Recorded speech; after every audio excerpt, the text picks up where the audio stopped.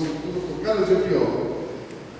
Então eu queria agora, depois que nós lemos aí essa apostila falando sobre confissão e sobre transparência do discipulado, eu queria deixar com a linha aberta, para que, se alguns de vocês tiverem alguma pergunta, eu gostaria de dar uma oportunidade para quem quiser perguntar alguma coisa, tirar alguma dúvida. Alguém quer perguntar?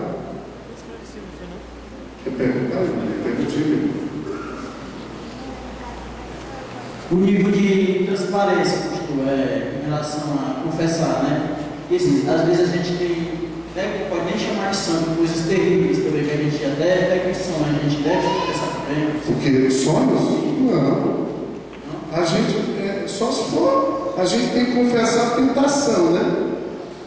Agora, sonhos, só se esses sonhos, você acorda, tem um sonho, e você acorda sentindo um forte desejo daquele sonho ser uma realidade na sua vida, entendeu? Porque às vezes o sonho produz isso. Você tem um sonho e você acorda e sabe que foi um sonho, mas fica tentado, tem aquela tentação de querer que o sonho seja uma realidade na sua vida. Aí você tem que confessar essa tentação, que foi o sonho que lhe induziu a ser tentado.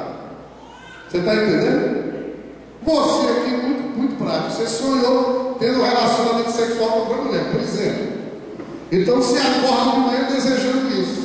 Então isso, estou dizendo que foi o seu caso, estou só explicando, porque não tem menino aqui. Então veja bem, então de manhã você já tem que ligar para o seu discipulador e mandar ele orar, para que isso saia da sua mente. Quantos entenderam o que eu disse? Quem mais quer perguntar alguma coisa? Como é que o discipulador pode conquistar ou desenvolver essa transparência no discipulado? Isso é uma boa pergunta. Como é que o discipulador pode fazer isso?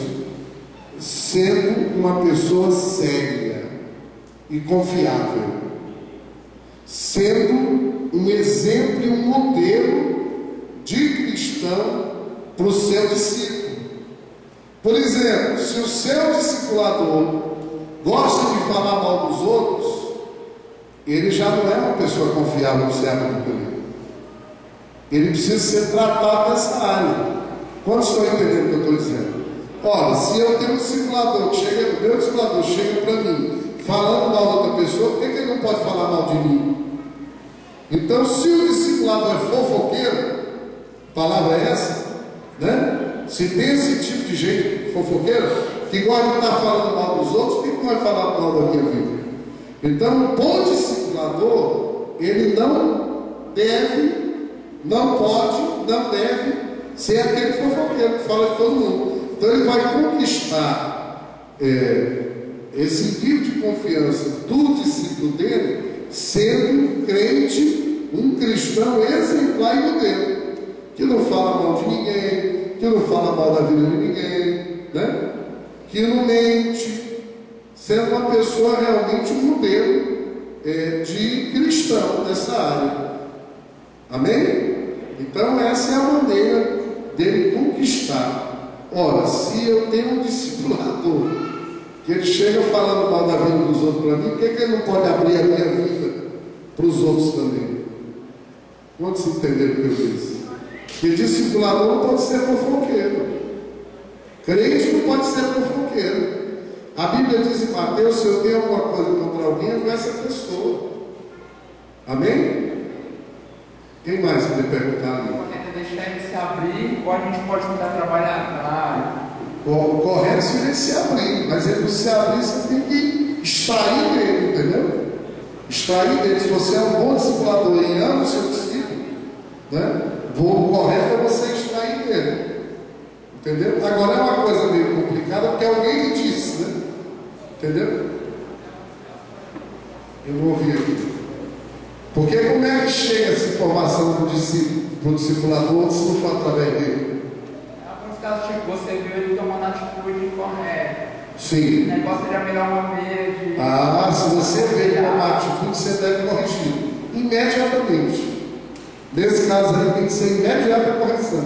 Você vai com toda a amor e carinho, mas você corrige ele. não deixe ele continuar tendo a má atitude. Pastor, no caso, a gente tem um pecado e confessa para o nosso discipulador, e depois de um certo momento a gente muda o discipulador. A gente deve confessar o mesmo pecado novamente? Não.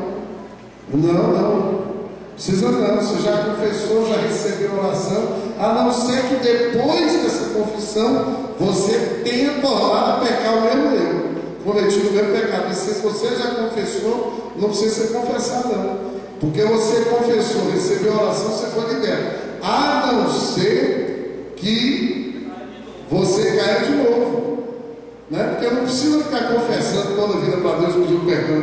Deus já me perdoou. Tem gente que passa a vida inteira sentindo culpa e pedindo perdão a Deus, e Deus já perdoou, já esqueceu, nem se lembra. Quem está lembrando é você. E é o diabo que nos faz a gente ficar se lembrando. Parecida com o do rapaz ali, se a pessoa não for transparente com a gente, se não é transparente com a gente, nas certas áreas da sua vida, a gente pode entrar na área, assim, com jeitinho, né? Pode mesmo, pastor. O discipulado tem que ser profundo, né? Então o discipulado tem que ser profundo. Pode e deve. Com todo amor e carinho, deve entrar em todas as áreas da vida do discípulo. Todas as áreas da vida do discípulo. Se ele não está sendo honesto, o problema é dele, né? Se ele não está sendo honesto, sincero, verdadeiro e transparente, quem sofre as consequências da falta de transparência é ele. Mas o bom discipulador, ele, com todo amor e carinho, ele vai devagarzinho sondando a vida do discípulo, porque ele quer o melhor para a vida do discípulo dele. Por exemplo, se eu estou discipulando e o cara é casado, eu tenho que ter certeza que ele é fiel à esposa dele. Se eu sou um jovem, estou discipulando outro jovem, eu tenho que ter certeza que ele vive em santidade e pureza. Se ele começa a namorar, aí o sinal vermelho acendeu nessa área. Aí é que eu tenho que ficar checando isso aí na vida dele. Pastor, eu tenho uma discípula, né? Por exemplo, e eu conquistei a confiança dela, ela por 2 vezes me confessou o pecado. Só que esse pecado eu tenho que levar até a minha liderança, porque influencia no ministério. E a partir daí ela passou a não confiar mais em mim, por eu levar até a minha liderança. Quer trocar de discipuladora, como eu faço? Ela está com uma atitude. Nesse caso aí, você tem que procurar, junto com a sua discipuladora e a ela, mostrando para ela que ela está com uma atitude. Entendeu? Que ela não entendeu ainda como é que é o processo. Tem que explicar a ela, gente, ninguém aqui na Igreja Plenitude é obrigado a ser líder. Alguém aqui, quantos líderes ela tem aqui, supervisor de setor de área, levante a mão. Quem é líder aqui? Quem é discipulador aqui, levante a mão. Me diz alguma coisa, foi botado um revólver 38, uma .40, um 9mm na cabeça de vocês? Não. As pessoas se tornam líder aqui porque querem. Agora, na hora que é um líder, o fato de ser líder tem responsabilidades. Entende? Então, veja bem. Por exemplo, um líder de célula quer casar, trai a mulher e confessa para o discipulador dele. Ele pode continuar liderando a célula? Em pecado? Sim ou não? Não. Agora, como é que vamos afastar esse bonitão? Tem que chegar ao conhecimento da liderança da igreja. Isso é natural acontecer. E vai acontecer toda a vida que acontecer, tem que acontecer. O que a gente não faz é expor aqui para quem não interessa saber. Mas naquela linha de sucessão até chegar a mim, lógico que vai chegar ao nosso conhecimento. Mas ninguém vai botar no jornal da fofoca da igreja. Não existe jornal de fofoca aqui, amém? Mas vamos retratar, continuar acreditando na pessoa, vamos afastar, porque precisa de tratamento. Me diz alguma coisa, um soldado ferido pode continuar na guerra, sim ou não? Hein? O cara leva um tiro nos peitos, traspassa o coração, pulmão, passa raspando na coluna vertebral. Para onde é que ele vai? Ela vai para o infernal ali. Não a mesma coisa. Então, se essa pessoa, mãe, não entendeu, Tati, precisa chamar e a gente explicar mais uma vez como é que é o processo. E se ela continuar com esse coração, ela está no lugar errado. Porque não é possível que um líder disser uma pessoa que chegou nesse nível ainda não tem esse entendimento, ainda não tem esse discernimento, ainda não sabe que tudo que a gente fez e o que a gente faz não é do sentido para matar, destruir, humilhar, jogar na sarjeta, não. Aqui a gente, quando a pessoa cai, a gente continua amando do mesmo jeito. E a gente não fica olhando para o passado das pessoas aqui, não. Tanto é que muitos que caíram hoje continuam, voltaram a liderar, não é, Daniel? Senhor, não? Voltaram a liderar, voltaram a cantar, voltaram a adorar, voltaram a trabalhar na igreja do mesmo jeito. E a gente continua amando até mais. Amém? Quem mais? Falando ainda do tempo de confessar e tudo isso, eu tenho alguns amigos que eles passaram por umas coisas assim, que ele no começo da conversa se converteram, ganharam discipuladores, mas não conseguia ser transparente. Aí a liderança tentou melhorar o objetivo, né? Porque ele não conseguia se confessar, botou para o discipulador. Essa foi uma decisão certa. Trocar o discipulador? Porque a pessoa não conseguia ser. Não, às vezes até melhora, entendeu? Às vezes, quando você troca o discipulador, às vezes por uma questão de afinidade, a coisa flui mais. Mas às vezes, quase sempre o problema não está no discipulador, está no discípulo. Você lembra que o pastor ele diz que se você é um bom discípulo, você é discipulado até com o cachorro. Né? Então, quase sempre o problema não está no discipulador. Eu aqui na igreja, os 4 anos que nós estamos na visão, já teve gente que mudou 3, 4 discipuladores e não deu certo. Porque o problema era o discípulo, não era o discipulador. Né? A gente troca, o cara tinha um excelente discipulador, então os outros excelentes não deu certo. Porque o problema não é o discipulador, o problema é ele. Quem mais? Quando o discipulador confronta o discípulo, o discipulador confronta, dá correção, e quando o discípulo não vai com o discipulado, eu continuo a investir na vida dele ou em outras pessoas? Não, nesse caso você tem que chamar, que eu falei aqui terça-feira passada. O bom discípulo, o servo que é servo, quando tratado como servo, se comporta como servo. O bom discípulo, quando ele é confrontado, faz como Davi. Ele reconhece o pecado, ele confessa o pecado e ele quer deixar o pecado. Agora, quando você confronta o seu discípulo e ele se rebela e ele vai embora, aí nesse caso aí, você tem que deixar ele à vontade. Você chega para ele e diz: olha, querido, eu amo muito você, não estou largando você, estou aqui à sua disposição. Agora você vai ter que vir atrás de mim, porque não dá mais para ficar atrás de você. Você não está querendo tratamento. Para quem não quer ser tratado, nem Deus é capaz de resolver essa situação. Para quem não quer tratamento, nem Deus dá jeito. Porque a segunda maior força do ser humano, a segunda maior força do mundo é a vontade do homem. Se a pessoa não quer, nem Deus vai arrombar o coração de ninguém. Quando a pessoa não quer, não quer. Infelizmente, né? Você continua orando, jejuando por ele.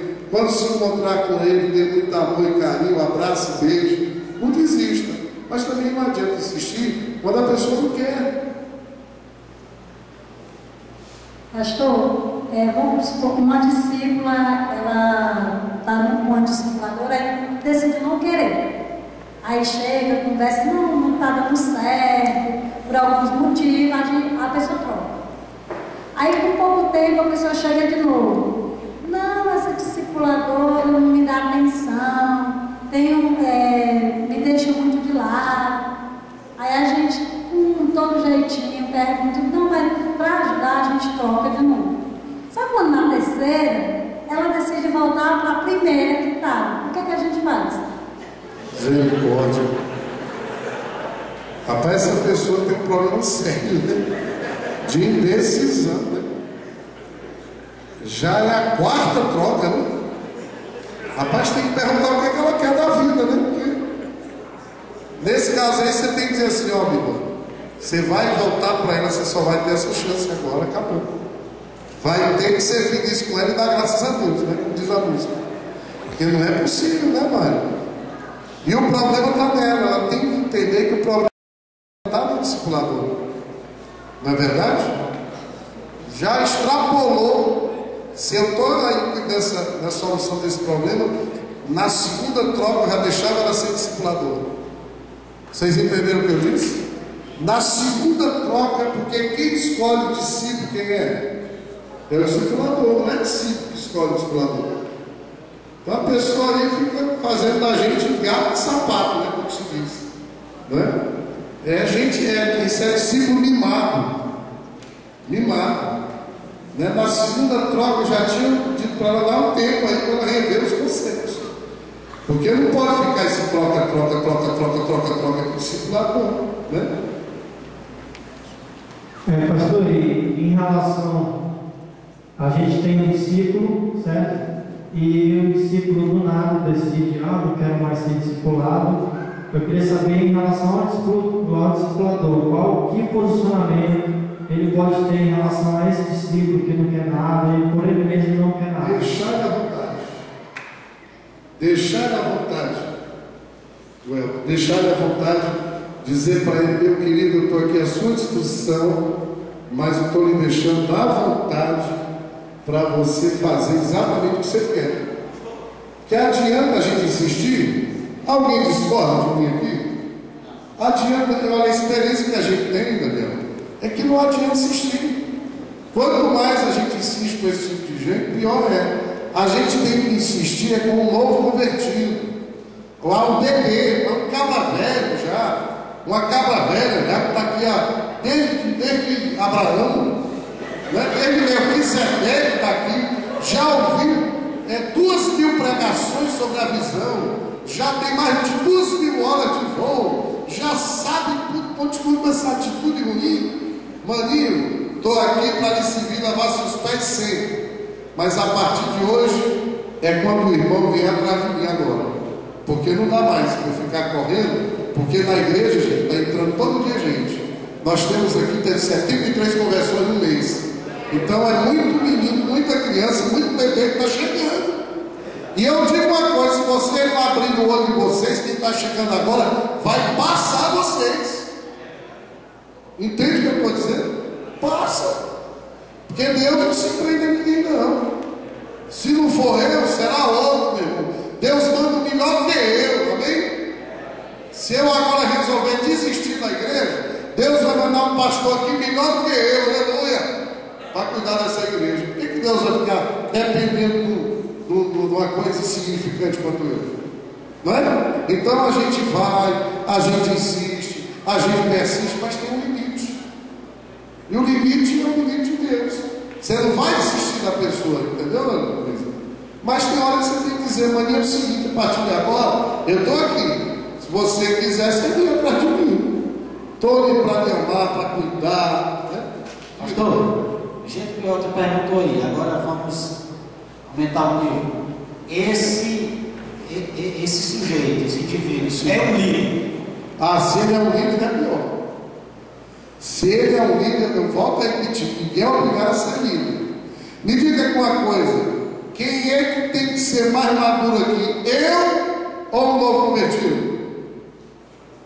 Isso é vestibular Piauí. Quem é eu? Né? Então quem é que espera que tenha uma melhor atitude? Eu me disseram, mas na medida que você vai crescendo na liderança, as suas responsabilidades vão aumentando. Olha, ninguém pode ser discipulador aqui na igreja se não estiver se submetendo ao discipulado. Aqui é uma corrente, é um elo. Ninguém pode discipular ninguém sendo um discípulo fujão. Se você está cuidando de alguém e não está se permitindo ser discipulado, você está no lugar errado. Ninguém pode aqui ser líder de célula e não ser discipulado. Supervisor de setor que não é discipulado, área, rede, misericórdia. Do mesmo jeito que eu só estou aqui porque eu sou discipulado. Quantos entenderam o que eu disse? Agora, se um líder não quer ser discipulado, ele não quer ser líder, Daniel. Então, esse líder tem que ser tirado da liderança dele e ele tem que ser colocado de lado, porque ninguém pode ficar esperando por ele, pela boa vontade dele, né? É o mínimo que se espera de um bom líder, que seja a pessoa que ame ser cuidado, porque eu não posso cuidar se eu não ser cuidado. Eu não posso reproduzir uma coisa dos outros que eu mesmo esteja fazendo. Vocês estão entendendo? Como é que fica a cena com um cara desse? Setor, misericórdia. Amém? Alguém quer perguntar mais uma coisa? Sim. Se o discípulo, o que pode acontecer com ele se pelo fato de ele não ser transparente, ele não ser um discípulo que frequenta o discipulado, vai ao discipulado, mas você percebe que ele não é transparente? Não é transparente, que ele fala uma coisa sobre isso. Ele não vai crescer nunca vai ser abençoado. Ele nunca vai ser abençoado, nunca vai crescer. Ele vai ser uma eterna criança. Ele não vai frutificar ministerialmente. E ele não vai ter a bênção de Deus sobre a vida dele. A vida dele não vai prosperar. Está escrito, a Bíblia diz que quem confessa e deixa alcança misericórdia e prospera. Quem não deixa não alcança prosperidade. Amém? Alguém quer perguntar ali? Por ver também. Pastor, eu como tenho 2 filhos, eu tenho curiosidade assim de saber a idade certa para começar a discipular. Os seus filhos, você discipular eles? Não. Eles serem discipulados? Olha, a idade ideal são 15 anos de idade, né? Mas nós temos aqui meninos prodígios, né? Rapaz, nós temos um menino aqui que são só fila real. Eu só conheço esse menino quando eu ando na célula, né? Cadê o Miguelzinho? Fica de pé, Miguel. Tem vergonha não, mas levanta. Tá ali o Miguelzinho ali, ó. Ontem eu tive, vamos dar salve para o Miguel. Glória a Deus. Cadê aquele outro discípulo lá que também? Levanta aí, glória a Jesus. Ó, tá abençoado, amigo. Não é o nome dele, Darlison. Ali, ó. Viu, minha irmã? 2 meninos prodígios, esse menino aí. Glória a Deus pela vida deles. Que já estão liderando o céu, né? Então eles já estão sendo discipulados. Viu? 12 anos, 13 anos, já estão cuidando de outros, né? Então depende de cada um, né? Inclusive, ontem eu tive no setor do Neto, naquelas andanças que eu tenho feito, e uma coisa que ficou lá é que tem algumas igrejas, viu, Daniel, que dizem uma heresia muito grande, que dizem assim, que jovem não pode discipular jovem. Me dizem uma coisa, em Mateus, põe aí Mateus 28, de 18 em diante, quando Jesus disse a grande comissão, ele estabeleceu uma idade, quando ele diz assim, fazei discípulos de todas as nações, ele diz assim, só quem pode fazer discípulo é maior de 18 anos, está escrito isso aí. Portanto, vão e façam discípulos de todas as nações. Ele não diz aí a idade que tem que fazer discípulo. Paulo escreve a Timóteo, diz assim, ninguém despreza como cidade, mas antes seja um exemplo na palavra, no trato, no amor. Aleluia! Então, se nós temos uma juventude que já é exemplo, essa juventude pode discipular. Tem autoridade para discipular. E é uma coisa que não está na Bíblia. Porque tem um bocado de gente por aí com invenção humana, dogma humano. Entendeu? Toda vida que alguém vem com esse tipo de coisa para mim, eu pergunto, está escrito na Bíblia? Me mostra. Porque para mim só vale o que está na palavra de Deus. O que não está lá para mim não vale não. Então, os jovens aqui na igreja, vocês podem e devem cuidar uns dos outros, aleluia. É exatamente o contrário. Me diz aqui uma coisa, eu estudo na sala de aula de vocês. Cadê o Neto? Neto, eu estudo lá na tua escola. Como é que eu vou alcançar os alunos lá na tua escola? É através de vocês, aleluia. Cada geração tem que cuidar da sua geração. Amém? Agora, não pode se não for qualificado, se for uma pessoa desqualificada. Mas se for um menino cheio de Jesus, que está sendo discipulado, está sendo acompanhado, que é um exemplo cristão, ele pode e ele deve, e tem toda a autoridade dada por Jesus para discipular uns aos outros. Aleluia. Pastor, aqui. Sim. Quando você tem a discípula e ela já faz, né, comete pecado, ela confessa. No caso, quando ela é casada, eu oro com ela, ali a gente anula tudo. Sim. Ou eu preciso conversar com o marido para poder resolver alguma coisa? Pronto, aí você tem que deixar ela à vontade para fazer isso. Entendeu? Vamos dizer que ela tenha traído o marido, certo? Aí você tem que deixar ela à vontade para fazer isso, né? É uma coisa muito delicada isso. E eu acho, isso é o meu achismo pessoal, é que tem um momento e a hora para fazer isso, porque isso é muito delicado. Mas ela vai ter que confessar para o marido dela, ela vai ter que confessar para o marido dela. Pode ser que não seja imediatamente depois, né? Tem que orar muito nessa situação, porque é um momento muito delicado, né? Mas que ela tem que confessar, ela tem que confessar. Nós já tivemos experiências aqui de maridos que confessaram para suas esposas, e as esposas largaram, perdoaram, entenderam? E estão vivendo muito bem, o casamento muito abençoado, não é? Agora, é muito ruim viver no engano, né? Eu, por exemplo, me colocando na situação dele, eu gostaria que a minha esposa me confessasse isso. Eu não gostaria de ser enganado. Se essa pessoa for descrente, o marido da pessoa? Aí é uma situação muito mais difícil, viu? Porém, as pessoas quando pecam, Moisés, elas têm que estar preparadas para receber a consequência do pecado. É melhor pensar antes no pecado, né? Depois que peca, muitas vezes vai ter que arcar com as consequências. Agora, quem vai dizer para ele não é o discipulador, é ela que vai confessar, não é você. Você não vai, você vai só orientar para fazer isso e deixar ela à vontade para fazer. Porque a gente tem que pensar, ninguém é doido, né? A gente pega com os pernas da gente, né? Pastor, o que o discípulo deve fazer quando o discípulo ganha liberdade entre ele? Eu não entendi. O que o discipulador deve fazer quando o discípulo ganha liberdade entre ele? Ganha liberdade como? Tirando brincadeira assim. Não pode acontecer, não. Deve chamar a atenção, viu? Agora, você sabe o que acontece muito? É o próprio discipulador que fica com brincadeirinha do seu discípulo.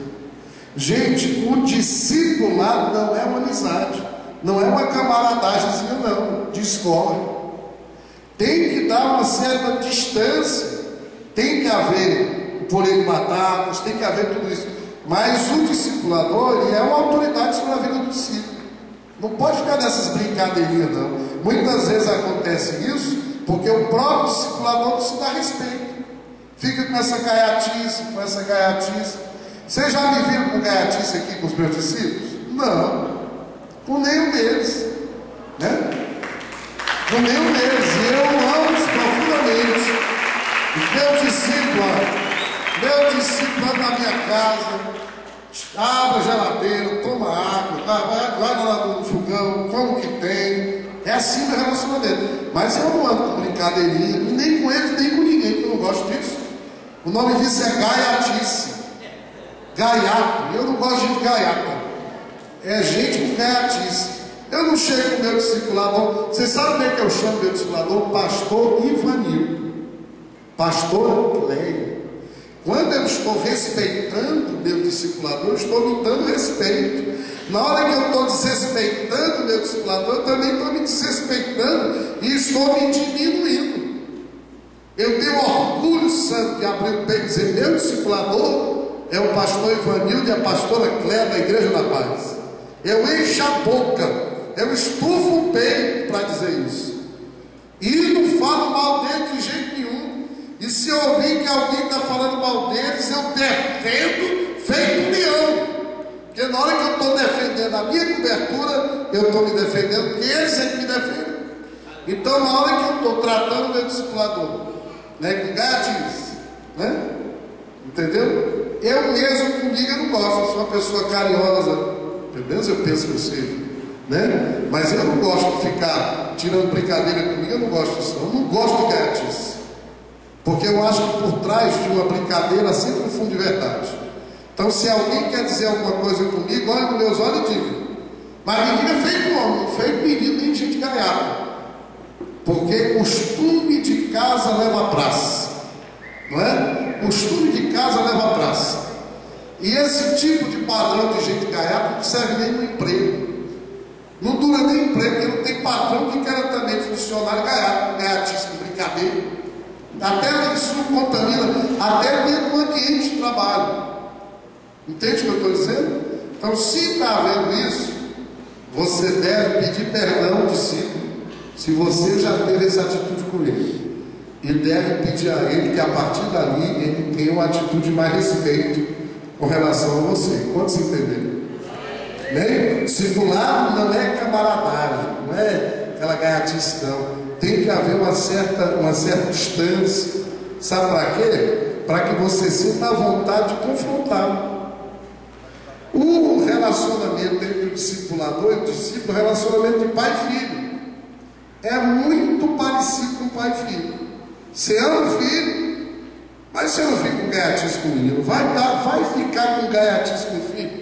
Você perde a autoridade, perde a moral. Daqui a pouco ele quer fazer cocô na sua cabecinha. Entenda o que eu estou dizendo. As pessoas só fazem com a gente o que a gente permite. Só fazem aquilo que a gente permite. Amém? Mais alguma pergunta? Pastor? E o Zé? Diga aí, Zé. A gente começa com um exemplo. Um discípulo, um líder de célula.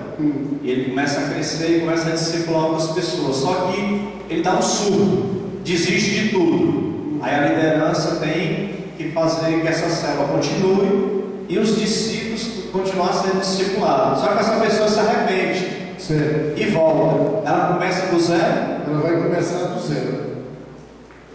A importância, né? Não, mas não é nem por isso não, é porque ela está sendo tratada, né? Entendeu? Então ela vai ter que voltar a ser membro de uma célula, começar tudo de novo. Não é? Vocês estão entendendo? Que ela vai passar por um processo de tratamento. E outra coisa, que a gente também não pode tornar coisa muito banal, porque daqui a pouco é um bem me quer, mal me quer, bem me quer, mal me quer, bem me quer, mal me quer, né? E isso não é legal, né? Então a pessoa tem que ter consciência do que quer e saber que na hora que não quiser, ela vai ter que sofrer alguma forma de disciplina, né? Amém? Vamos para frente?